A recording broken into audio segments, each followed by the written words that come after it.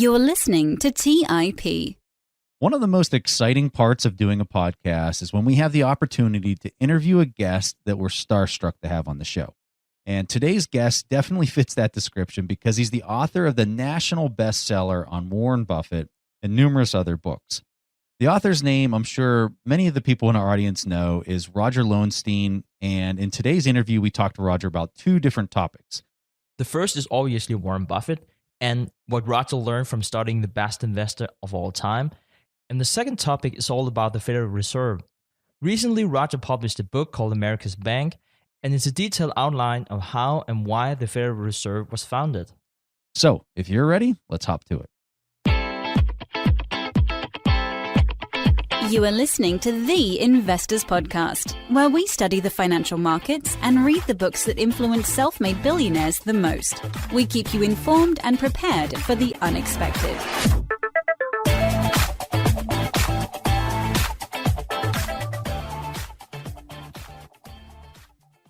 All right, how's everyone doing out there? Preston Pish with you from Bel Air, Maryland, and Stig Broderson from Seoul, South Korea. And today, like we said in the introduction, we have Roger Lowenstein with us, and we are so excited to have you here, Roger. Thank you so much for taking time out of your busy day to be with us. It's my pleasure to be here.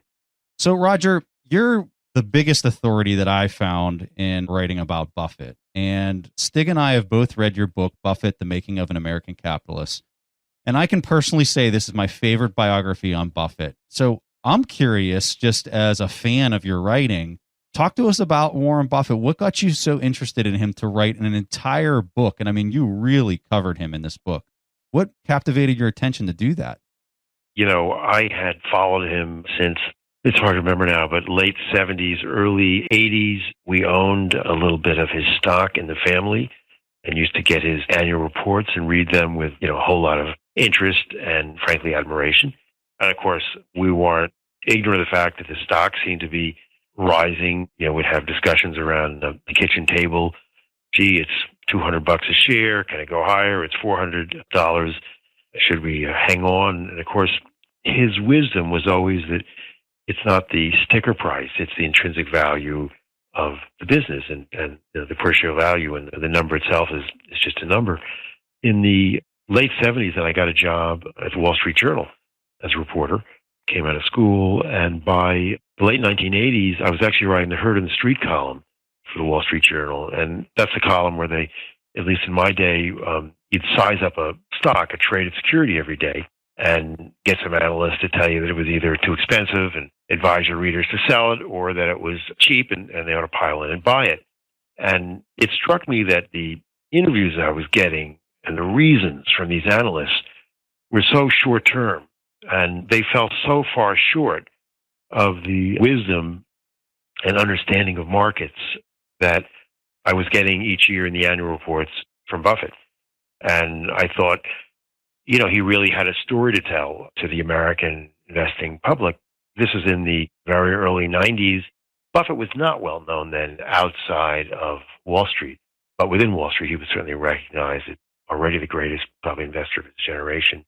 And then in 1991, there was a scandal at a Wall Street firm. I guess we've heard that one or two times since, firm of Salomon Brothers. And John Goodfriend, who ran the firm, was a friend of Buffett's, and Buffett had owned a little bit of the preferred stock in Salomon. Goodfriend called Buffett up. I'm stepping down.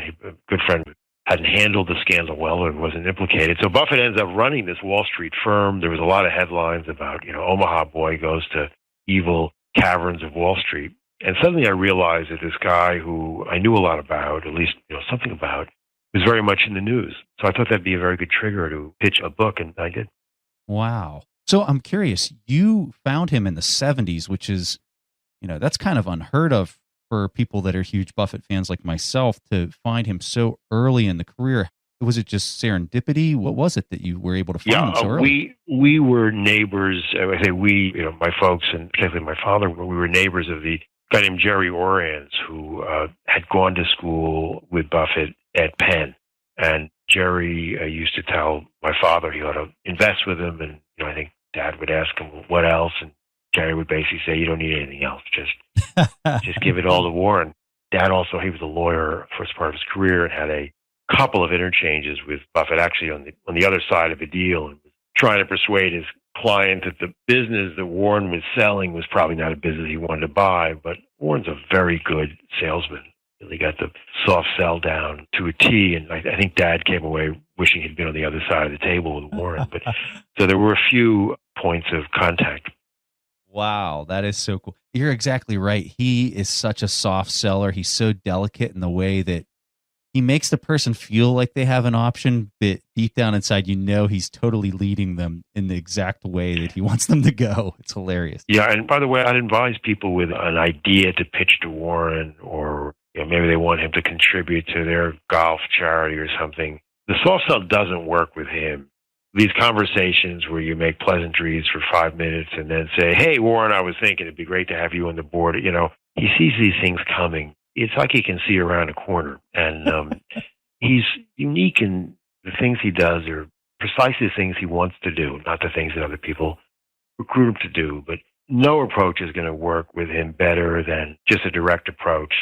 Take 30 seconds if you get him on the phone and ask him if he'll do a favor. But trying to sweet talk him, sneak up on him is not going to work. He's been there. As he says, he's always getting these calls where people say, with my idea and your money, we can do wonders. Oh, my goodness. Well, a master at the soft sell can probably smell a soft sell really quickly. Exactly.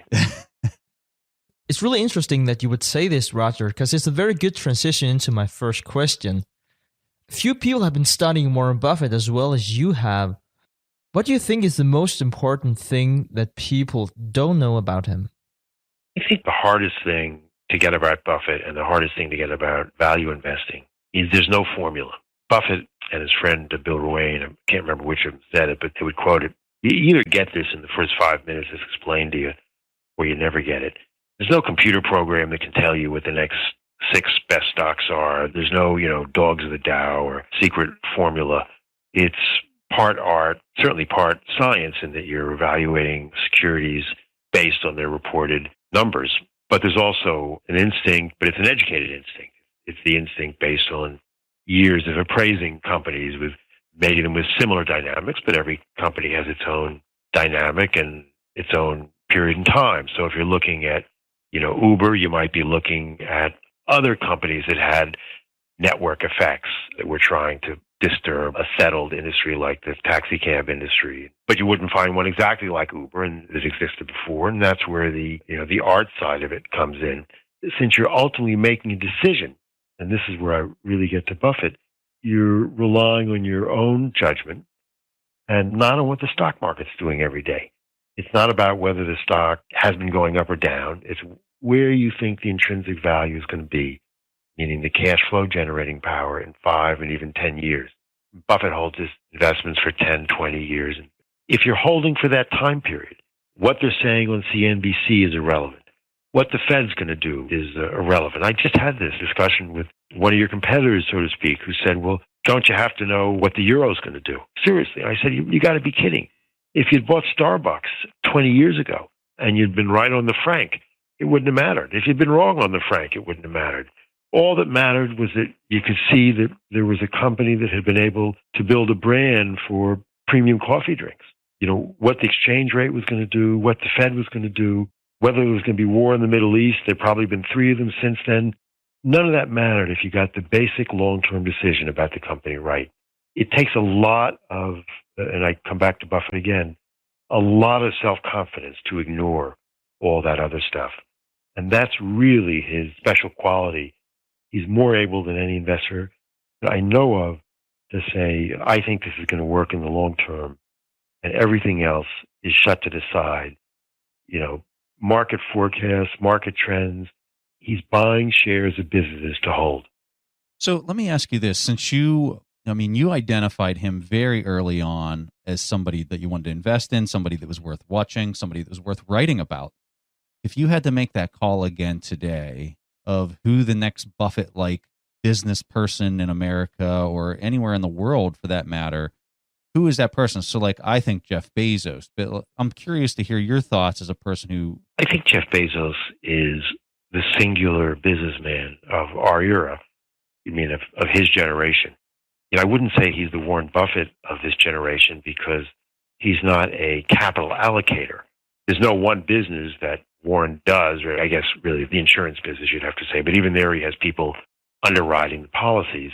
Warren's singular, unmatched skill is allocating capital to companies and managers who do run business, such as Jeff Bezos. I would say that Jeff is the John D. Rockefeller of his age, someone who has competed so relentlessly as to Rockefeller basically drove everyone else in his business either into merging with him or going out of business.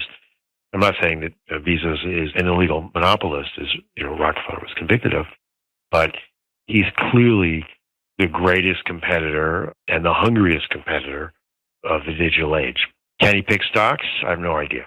And Buffett talks about circle of competence, and there are other things that Bezos does so well that he sticks within his circle of competences, which is electronic retailing and spin-offs now to, as we've seen, physical retailing to Whole Foods. In terms of the next Buffett, there are half dozen investors I really, really, really respect. I think of Buffett as really a one-off. He's been doing this since 1956. That's 61 years. He's had top drawer results for 61 years. If you combine Buffett's record with his endurance, with also his skill as a manager, running this conglomerate with 70 companies, with his larger role in the American business culture, he's really become the teacher of business and investing for his student annual report readers and now listeners on all the shows he's interviewed on. He's created a role that never existed, and I think there's not going to be another one. And interestingly, I saw sides of this way early in his career, before anyone had heard of Warren Buffett, when he was at a fraternity. Actually, when he transferred, maybe this was at Penn, the first school he went to, his fraternity brothers used to have him stand up against the wall and then pepper him with questions, just because they liked to hear his answers. And then a few years later, when he was a young investor, he'd go to these dinner parties in New York and they'd have a kind of a ritual. A bunch of young brokers and investors, Bill Ruane was probably there, half dozen others. And they would all gather around his feet, all these other grown men, his peers, and listen to him talk and pepper him with questions, again, because they wanted to hear him speak. It was an unconscious dress rehearsal for the day decades later when he'd be running this company, Berkshire Hathaway, with these annual meetings where 40,000 people would show up to hear him talk. When has there ever been a stock picker with 40,000 people flying across the country? I think he's sort of a one-off. We're not going to see it again. Yeah, you might be right about that. I want to throw this out there, though, Roger. If you ever wrote a book called Bezos, I would absolutely buy that. Well, with the biography, at least they're all the things I just said about Buffett, his self-confidence, the way he approaches stocks, his unique role in the American investing culture, and so on. That hasn't changed, although it's certainly grown. Whereas with Jeff Bezos, I don't think the story can quite be written yet. Will he go down as the guy who ended the bookstore? Will he have his own, antitrust challenge? It's certainly not unthinkable, and you wouldn't want to miss that. After all, Bill Gates had one. Google's dealing with those types of threats, and there's certainly a very live issue about how society will deal with and regulate digital giants that, although they escape some of the traditional nets for antitrust and regulation, nonetheless are extremely powerful and getting more so economic entities. And at some point, these tremendous business titans face what I would call their role in society moment. At least, a great many of them do. And it wouldn't surprise me if there's some type of drama for Jeff Bezos ahead at some point, or at very least, he'll face decisions on what to do with his wealth. So right now, when both he and Amazon are still sort of a rocket ship pointed upward. Yeah. So they may have to get a younger biographer. Well, I hope you do write it someday. So speaking about business titan, it's really hard to talk about Warren Buffett without mentioning Charlie Munger. And I'd say based on my own experience, partly reading about him beforehand, but also experiencing Charlie Munger at the Berkshire Hathaway meeting, he is just such a brilliant person. So I'm curious about your thoughts on this.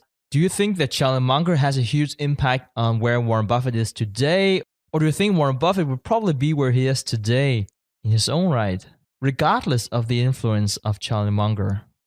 I would say more the latter, and that's not to depreciate Charlie at all. Charlie he's also a genius, a curmudgeonly genius, whereas Warren is, a sunnier, optimistic, at times almost so optimistic about America and so on. He's almost a cheerleadering. Charlie, I'll never forget the time I first met Charlie. I was researching the Buffett biography. I was very excited. I was writing to people close to him. Most people did cooperate, but some didn't. And naturally, when I'd send a letter, I'd wait with bated breath. And Charlie said, "Yeah, come out. I'll see you at the California Club," which is where he hangs out in Los Angeles. So I flew out there and we sat down, and I had a primitive personal computer laptop with me. And I started to ask questions. So Charlie just starts to talk. I probably asked 2 questions, in 4 hours. And he just kept talking about war. I just kept typing. And you'd think that there'd be no limit if you're trying to get all the dirt, not in an unclean way, but just good stuff you can get on your subject. And here you've got the guy who, in a business sense, knows him best. You'd sit there for 3 days, but the human mind doesn't work that way. After some spell of time, you just can't really take in anymore. You just got to walk around the block or something. So I remember it was about 4 hours had gone by, and I said to Charlie, "This has been great. I think it's about enough for the first day." And he just stood up, turned 90 degrees towards the door, and walked out. Not a word. Not I enjoyed it. Not I didn't enjoy it. Not Nothing. I mean, it was more later, and I said to somebody, did I say the wrong thing? No, that's just Charlie. He doesn't waste time on salutations. In terms of your question, how responsible is he? I think Charlie has been, a terrific sounding board for Warren. Because he's so smart. He's so, unconventional or at least unafraid of convention. There's no censor there. There was one time the two of them were walking down the hallway, and they had this manager the company he was running wasn't going well, and the guy was always asking them questions. Should I do this? Should I do that? He was just a big bother for them, and they see this fellow coming toward him, and Charlie just blurts out, "Here comes trouble." And his singular ability, Warren used to call him the abominable no man. Charlie doesn't get stars in his eyes about companies, CEOs they might be investing with, or he doesn't fall he's heard it all. If you gave me $1 million and said, "Use this to try to con Charlie Munger," I'd give you the money back. He just couldn't do it.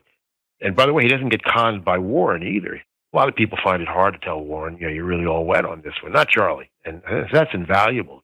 We see with a lot of politicians that they surround themselves by yes men. Yeah. And, Warren surrounded himself by one guy. The guy, he's the person he calls the no man. So I think that's been tremendously useful. It saved him from mistakes. I think it's made the work more fun for Warren to have this partner, an alter ego.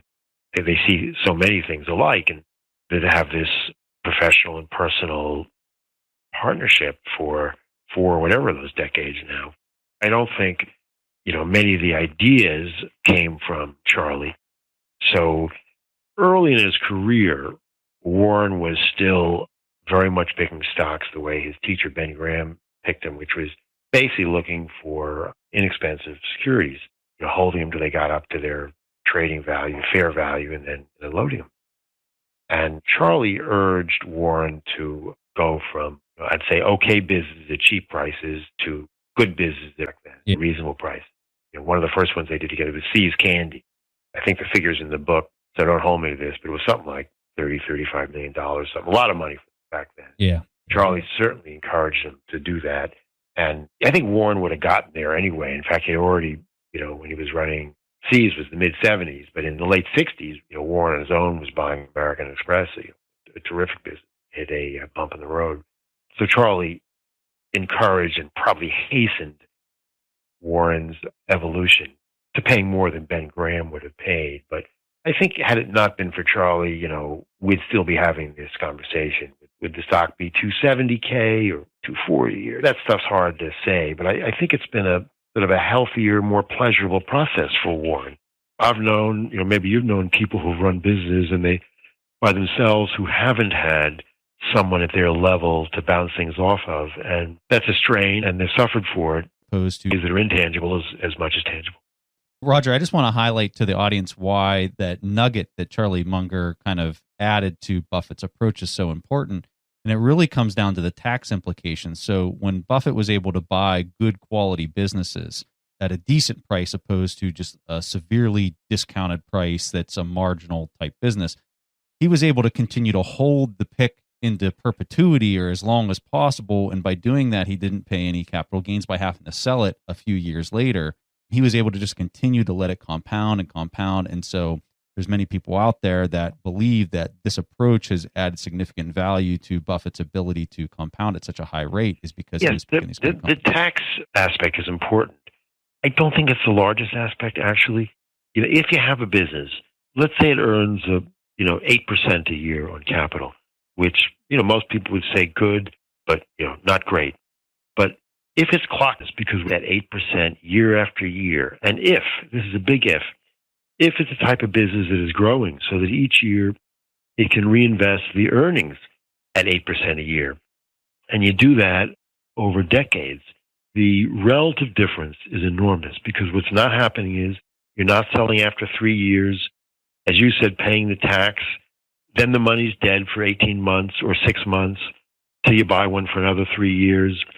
If you keep buying a succession of businesses, one or two of them is going to be a lemon. So instead of having 8%, you're going to have minus 14 every so often, or you're going to find a business that gives you one great shot, 20%, and then it can't take the money, and then you're just getting cash back, and you can hunt for that money.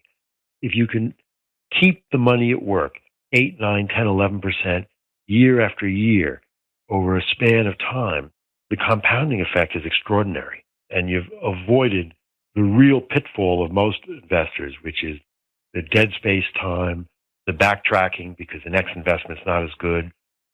That's such a great point, and something that we really try to talk about on the show because time is just such a massive expense for us investors.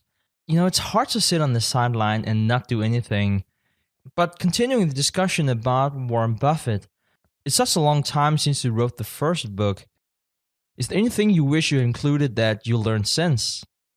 In terms of how I would paint him then and now, really very little has changed, as I said.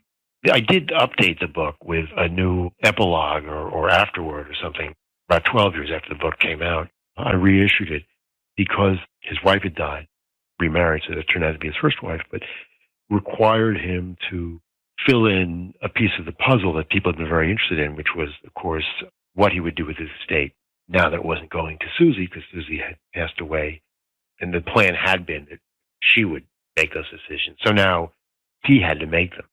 And of course, he chose for the bulk of his estate, the Gates Foundation, and his plan of peeling off stock year by year into his foundation, the Gates Foundation. I thought that was required an update, more than whatever new company he's invested in and acquired since then. There's certainly been plenty of them.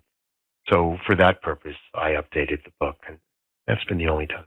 Yeah, no, I think that's such an important story to tell and such a profound story to tell about the impact that all this money is going to have for so many lives. I think it's just so profound. Let's go ahead and talk a little bit more about your newest book out there, America's Bank. So I just recently finished this one, Roger. It was quite interesting. I have read The Creature from Jekyll Island about the Fed, and it really kind of has a very pessimistic point of view. And I found that your book was much more balanced. It seemed like you paid more attention to just the pure facts of how the bank was set up, and you're telling that story, which was kind of refreshing to hear. I guess I'm curious if you have the same opinion as many people have today, where they think that the Fed is in a very tricky situation. Some would call it a dire situation. Do you see that as being as dire as everyone's saying? Well, first, I think it's remarkable that we're having virtually the same conversation about central banking today that we had, in the period 100 years ago. That was the focus of the book, and really the same conversation that we were having 180 years ago when Andrew Jackson was taking a hatchet to the second bank of the United States, the previous experiment, short-lived experiment in central banking, and the same discussion that felled the first bank of the United States, the one founded by Alexander Hamilton. This enormous suspicion of large banks, central banks, any connection between governmental banking authorities in Washington and large private banks in New York, these were demons in Andrew Jackson's day. They were demons when Woodrow Wilson and Paul Warburg and Carter Glass tried to set up what became the Federal Reserve. And they're demons for, certainly the entire Tea Party section of the Republican Party and for many in the far left and the Democratic Party. And, by the way, that's not the way it is in the rest of the world. In France or in Japan, Canada, any other country you can think of, the idea of having a central monetary institution to regulate the banks, set interest rates, unify the financial strength of the country, particularly in times of stress. This is as basic as having a cohesive army instead of a bunch of random foot soldiers or having a centralized post office. But the federalist mistrust of centralized authority is our birthright in this country, and it's a very strong force even today, which is why, for me, writing this book was a whole lot of fun. In terms of whether the Fed is at a tricky point today, tell me the time when it hasn't seemed as if it's at a tricky point. I mean, it is responsible for the monetary stability of the largest economy in the world. So what it does has great ramifications. Specifically today, gigantic balance sheet, of course, accumulated during the aftermath of the Great Recession. $4 trillion. That's a lot of balance sheet. And my own guess, by the way, is it's going to be a little bumpier. I just don't think you can sell that amount of bonds and not have there be some disquiet in markets. I mean, what does it mean to be, when you're buying bonds, you're lending, and that's what they were doing in all the stimulus years. They were lending and therefore adding liquidity to the system. Well, when you're selling bonds, you're borrowing, you're creating demand. That generally drives up interest rates. Now, some of this they're going to do not by selling bonds, but just not by replacing the ones that they have on their balance sheet now. That will probably be less disruptive, but nonetheless, that means that markets won't be enjoying the periodic stimulus they've been getting, because up till now, the Fed has been replacing bonds or bills that have been running off, and now they're not. Whenever I look through today's issue and kind of compare it to spots in time in the past, the thing that I think makes today so much different is that you have this polarization with this credit expansion that occurred. When you look over at Europe, you look at Japan, you look at the U.S., now you're talking about how they're going to start offloading it, and they're going to just basically let the shorter term bonds kind of just mature, and that's kind of how they're going to offload it. But I don't know that we've seen something happen on such a global level. Would you agree with that? And I'm curious to hear your thoughts on it. In the 1920s, late 20s, and early 30s, the French, the British, and the Americans tried to coordinate central banking activities. They didn't do a very good job of it, but it's not as if international markets, that they weren't interconnected and affecting each other for many decades. To some extent, it's beneficial right now because there's still QE going on in some of the countries you mentioned. There's still stimulus. So as we withdraw stimulus, the fact that other countries are behind us, that are worldwide sense, ameliorative, sedative effect by not having everybody rushing out the doors at the same time. But yes, I mean, they're interconnected, and that makes things, I think you're asking, harder to program and to predict and so on. I found it really interesting what you said about us perhaps discussing something we talked about 100 years ago. And I think some of the issues that we are debating today might be dating back to the formation back in 1913. What's the most profound thing you found about the formation of the Fed? One of them was just how avidly they debated the same things we debate today, and the same styles. There were these populists who didn't trust bankers. There were bankers who were aghast at the notion of putting anyone in government in charge of anything to do with the banking sector. There were Wall Street people who were convinced that the Fed was going to basically destroy the economy by being inherently inflationary.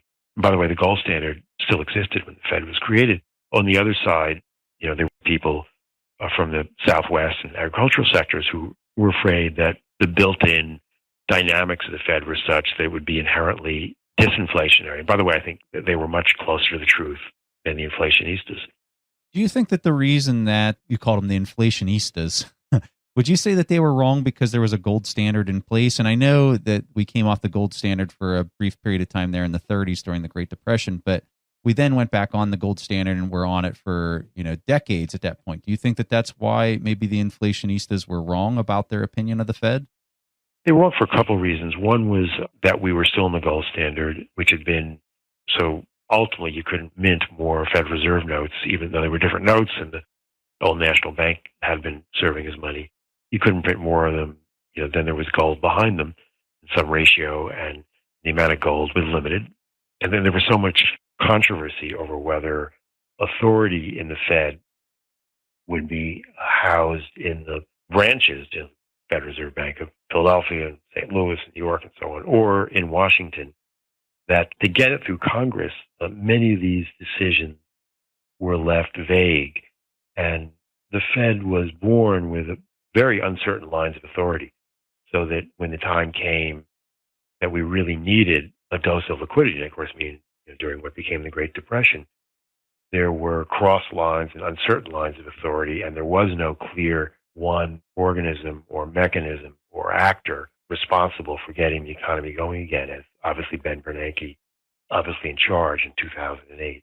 So the gold standard was a terrible restraint, and there was just a lines of authority check which hampered them from using the tools they did have. Interesting. So this is one of our favorite questions to ask on the show because it's our chance to kind of pick your brain even further, but after the interview's over. So what's one of the best investing books or business books that you've ever read? Really like John Kenneth Galbraith's The Great Crash about, 1929. You read it in a day and a half. It's a thin little book. It's terribly witty. Galbraith was always wonderfully witty. I'll just pick out a few that in no particular order. Once in Golconda by John Brooks, again, about the 20s and 30s, was a wonderful book. I'm going to stop there because I don't want to seem to be even close to exhaustive, because then I feel bad about leaving out some very good books. But that's those are three I've always really admired and enjoyed. Those are fantastic. I can't wait to dig into the first one because I wasn't familiar with that. So I'll be picking that up today. The Great Crash? Oh. Yeah, no, I haven't read it. Yeah, no, he's a terrific writer. Well, I want the audience to know. So the two books that we were talking about today that Roger wrote, Buffett, The Making of an American Capitalist. This is such an incredible book. This is one of Stig and I's favorite books out there. And then the second book is America's Bank. It's all about the formation of the Federal Reserve. Roger, if people want to learn more about you, where can they find you on the internet? Well, I have a website, rogerlowenstein.com. So real complicated. Perfect. You can order any of the books there. Fantastic. Roger, thank you so much for taking time out of your busy day to talk with us and share your thoughts with our audience. Professor, it was great talking to you. Really enjoyed it. All right. So at this point in the show, we're going to go ahead and play a question from our audience. And this question comes from Brandon Bradshaw. I've got a question for both of you, and I want to know if either of you think that cryptocurrencies will ever be a legitimate thing. I know things going on in Congress trying to decide whether it's legit or not. I looked into it early in high school, thought about investing, should have. And there's a bunch of other cryptocurrencies coming out like Litecoin and Monero. What you guys think about that and how it would work out in the world of finance? Thanks, guys. Oh, Brandon, talking about cryptocurrencies on the Investors Podcast. So Stig just couldn't wait to play this one because he really wants to hear my response on this. He's over there smiling as I'm listening to the audio of your question. So this is my point of view. I think blockchain technology is going to be huge. I think that it's a total game changer. We read the book, The Age of Cryptocurrency. I've read a couple other books about Bitcoin and cryptocurrencies and stuff like that. I'm completely convinced that this is going to be a game-changing technology. The big question comes down to which one's going to emerge the winner. It's kind of like trying to predict, that Microsoft was going to be the next Microsoft before it happened. And that's really hard to do. The way it looks now, Bitcoin, is definitely the winner at this point as far as market capitalization, the number of trading. You don't really need to have a huge position in this stuff if it becomes real. And what I mean by becoming real is that for Bitcoin, it'd become a real currency. It'd become a global currency. Do I think that could happen? Absolutely, I think it could happen. What do I think the probability of that happening is? I don't know. I really don't know. And I think that for anybody that would say that they think it's a 70% probability or 30% probability, I think they're just completely fooling themselves into thinking that they actually know. I understand what they're trying to do. In my opinion, this is what they're trying to do. They're trying to fix the issue that is prevalent around every single country around the world, which is central banks are broke, they're printing money, and they're diluting the value of currency all the time. And there's no incentive for them not to, since no currency is pegged to some type of gold standard. When there was a gold standard, that never meant anything because they just adjusted the ratio of how much gold they held in their reserves. With cryptocurrencies, supposedly that will change and that will be fixed and it can't be adjusted. Whether that's true or not, the future will tell us the truth on that one. But I really like cryptocurrencies. I like the promise of what they could potentially do to change. And what they're really going to do is they're going to potentially create a peg to all the domestic currencies. So if I'm in America and the Federal Reserve wants to devalue the dollar a whole bunch to pay for wars or pay for whatever, and they print, what I see happening is a cryptocurrency, whatever that might be in the future, will be the peg, the global peg. And if a country acts irresponsibly like that, the value of their currency will be diminished. The value of the cryptocurrency will continue to hold its peg. And that's going to be a huge advantage for countries that are very responsible with the way that they manage their domestic money supply. I don't see cryptocurrencies and domestic currencies being in a winner-takes-all kind of thing. I see these two coexisting together. I see cryptocurrencies existing as a world money supply, potentially, and I see the domestic currencies continuing to serve the role that they have. But those are some of my thoughts. I know there's a lot of people out there, especially in the value investing community, that might think that some of my comments are crazy, but I think it's something that people really, really need to pay attention to and try to understand if they know nothing about it. I think cryptocurrencies will be, I don't know if I think it will be as big as present, but I think it will be a lot bigger than it is today.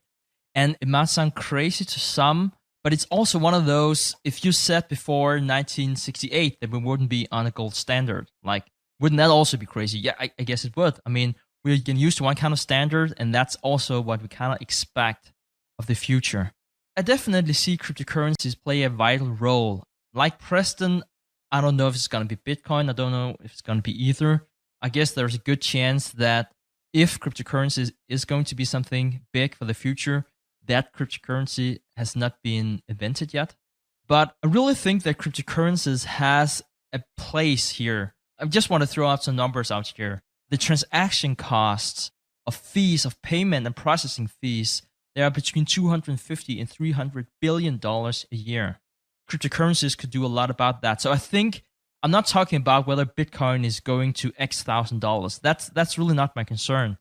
But I think that it will be a lot easier if we could have a digital currency that is almost cost-free to transfer and that everyone has access to and can use. And that's what we see now with cryptocurrencies, for instance, Bitcoin. And that's what we don't see with all currencies. I mean, even the US dollar, that's the biggest currency out there, and a lot of countries outside of the US are trading that, still incur a ton of different processing fees. And you can mitigate a lot of that within your standards. So I think just like once we had, only physical money and now we have, digital money, whenever you go to your online bank, I think it makes sense to think that we will progress to some sort of digital currency one way or another.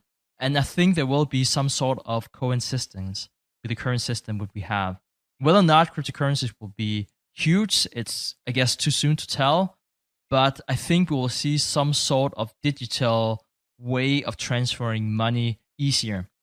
And I just want to point out something here that I found really interesting. Currently living in South Korea, what I realized was that Bitcoin in particular, they're huge in South Korea, but they're actually also huge in the Philippines. So they have a lot of immigrant workers from the Philippines in South Korea. They're sending money home.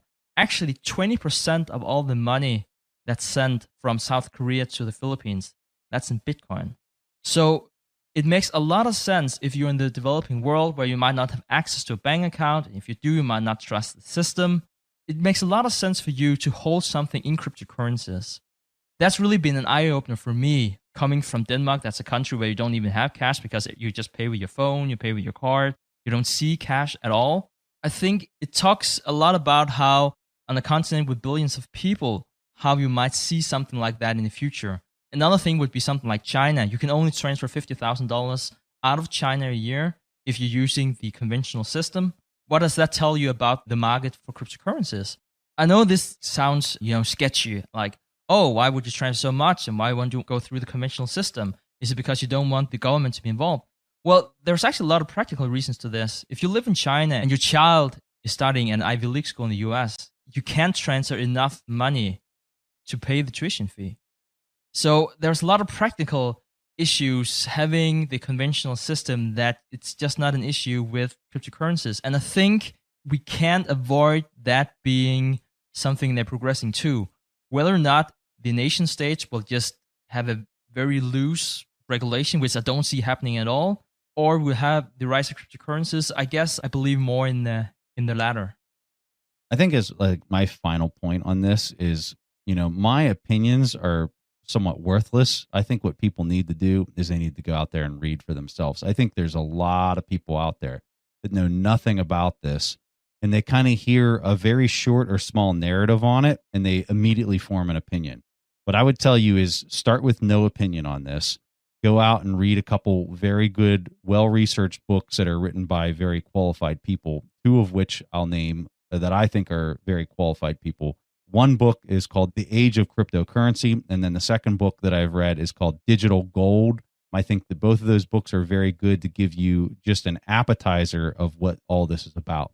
Then I think you got to go and do even more research about all the risks associated with how all this could fail and kind of really understand it. But for somebody to not know what this is or what this potentially could turn out to be in the next 5 to 10 years, I think you're missing something that could potentially be very huge. So Brendan, awesome question. We're really glad that you asked this. We really actually enjoy talking about this. I know, and Stig and I were talking over the summer and had a little bit of free time. This conversation came up quite a bit whenever we were not recording anything and just talking candidly. So for calling in and leaving this great question, we're going to give you a free subscription to our new intrinsic value course that we just created. This teaches you how to value stocks and how to look at individual stock picks, and how to come up with a value and an IRR calculation of what you think the yield will be on that stock moving forward. We also wrap some of Joel Greenblatt's recommendations on how you can use options trading in conjunction with value investing, and we think that some of that stuff's really unique and valuable to the course as well. So we hope you enjoy that free course, Brandon, and for anybody else that wants to check out the course, go to TIP Academy on our website and you can find it there. So if anyone else wants to get a question played on our show, like Brandon, and potentially get a free course, go to asktheinvestors.com and you can record your questions there. So before we round off this show, we have a short announcement. TheInvestorsPodcast.com will now be a financial news site. And several times a day, you will see news stories primarily about stock investing. And the best example I can give is that whenever we have guests on like Ike Cinnamon that we had on a few episodes ago, Jesse Felder, Colin Roach, we have set up syndication deals with them, which means that whenever they're posting a blog post on their site, we've been given the permission to publish them on our site. We also have news stories for that specific day. And from time to time, we also discuss other asset classes than stock investing. We also have Jim Rickards' blog post when he discusses gold. As a new feature that we just implemented on our site, you can also track the stock market in Europe, Asia, and of course the US directly from the front page on theinvestorspodcast.com. All right, guys, that was all that Presta and I had for this week's episode on The Investors Podcast. We'll see each other again next week. Thanks for listening to TIP. To access the show notes, courses, or forums, go to theinvestorspodcast.com. To get your questions played on the show, go to asktheinvestors.com and win a free subscription to any of our courses on TIP Academy. This show is for entertainment purposes only. Before making investment decisions, consult a professional. This show is copyrighted by the TIP Network. Written permission must be granted before syndication or rebroadcasting.